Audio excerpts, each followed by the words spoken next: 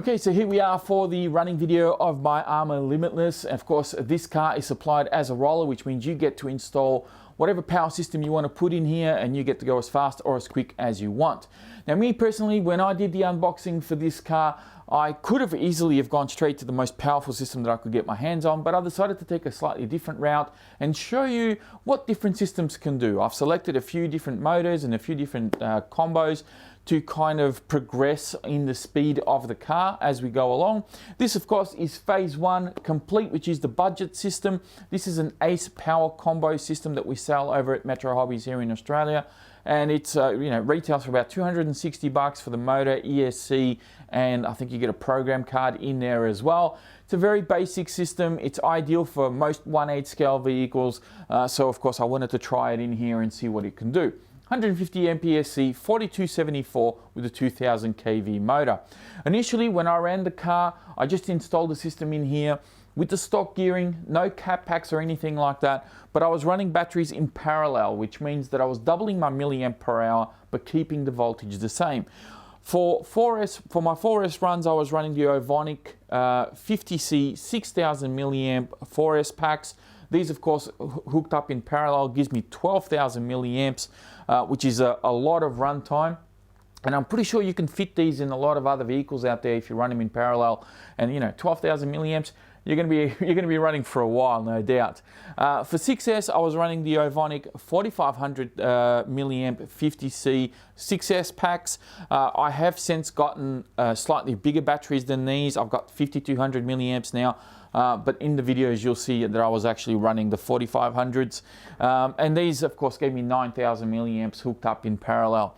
The reason why I did it this way is because I have two massive battery trays in the car, and I used both battery trays to really keep a nice balance on the car, and also give me good weight distribution. It gave me a little bit of extra weight on the car as well, so I knew that I was going to have a fairly planted and well balanced car for my speed runs.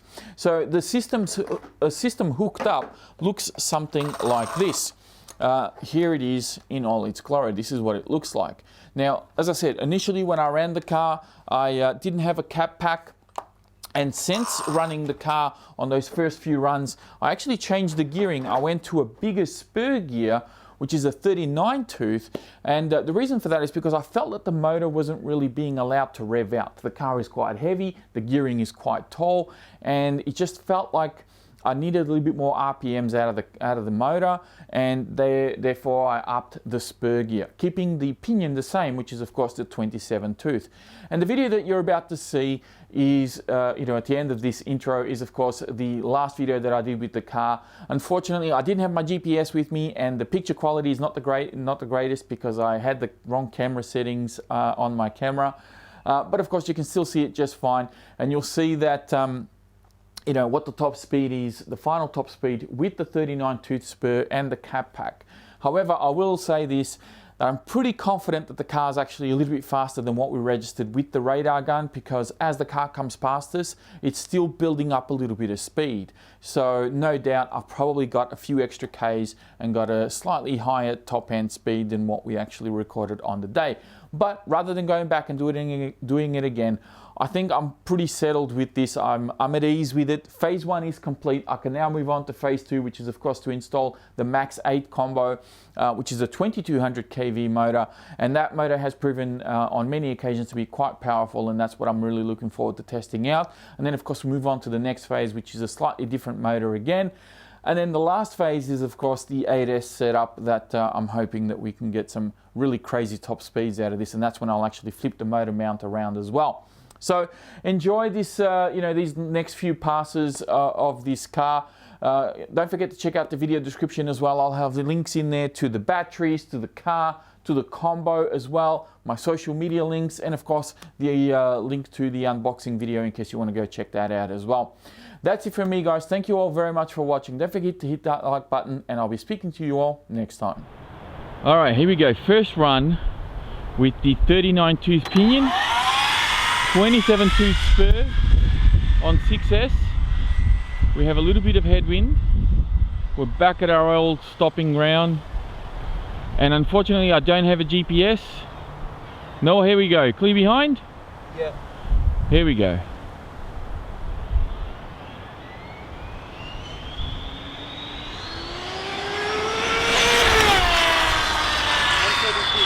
How much? 136. 136, okay.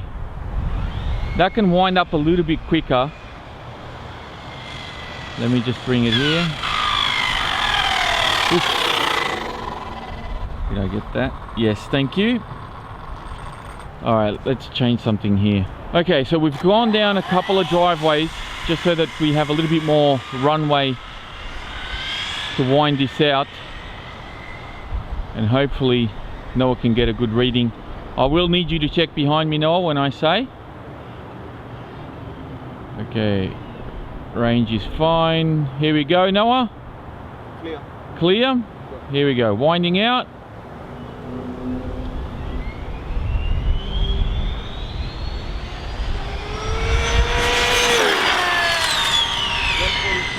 $142. I'm spewing I don't have the GPS because I reckon that would have been faster. It's very solid, it's not cutting out, which I'm really impressed with. 142, thank you. Let's try one more time, Noah. I'll try and pin it a little bit earlier. We'll see how we go.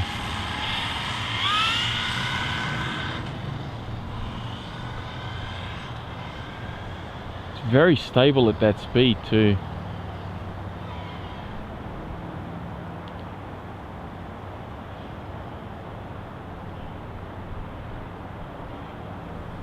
All right, here we go, big boy. Winding out.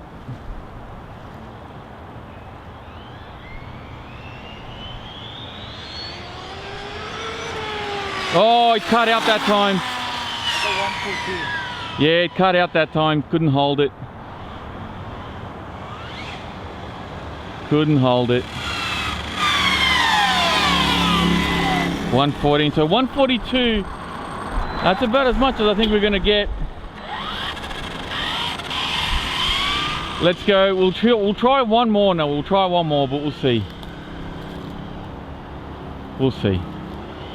I'll try and wind it out because I did rush it a little bit.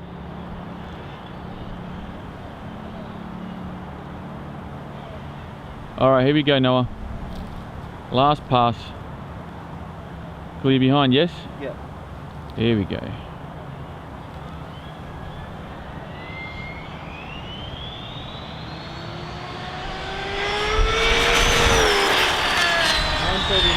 $139, so 142 is all we could do, but I reckon there's more in it. If only I had the GPS. It just has a flat battery, unfortunately. But yeah, you really have to take your time winding it out, otherwise it will cut out on you. But that's what we can do. I mean, this is a cheap brushless system. I was hoping we could get over 90 mile an hour with it. It probably can do it, but geez, we're really struggling here. Plus I've still got a fair bit of my spoilers are still on there, so who knows, maybe if I take those off we can go just that tiny little bit faster. One thing's for sure though, oh there we go, see I couldn't punch it. See, it doesn't like being punched because the gearing is so tall, but man, it's so freaking awesome when it comes past at those speeds.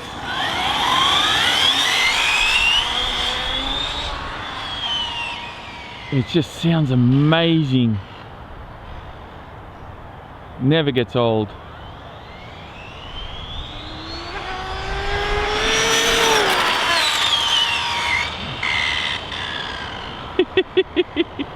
That never gets old, coming through at that speed. That's crazy. My brakes are really low because I don't want to overload the motor with the brakes, so that's why it's taking forever to slow down. All right, so there we have it. That's all this thing's going to do. I'll show you this setup one last time, just so you can all see it. But there we go. So we have two 4500 milliamp 50C Ovonic batteries. So these are what I'm using. There they are there, and I've got my cap pack hooked up underneath here, and then of course that is with a parallel connection, so that I've got 9000 milliamp 50C, and essentially that is the budget combo there. And this motor is, ooh, it's kind of toasty actually. It's a little bit hot, so you know, you couldn't really run it too many more times, I don't think. I think what I achieved with this has been pretty good. I'm pretty happy with it, and we're going to leave this one here. So that is it for me. Thank you for watching, and yeah, I'll speak to you all next time.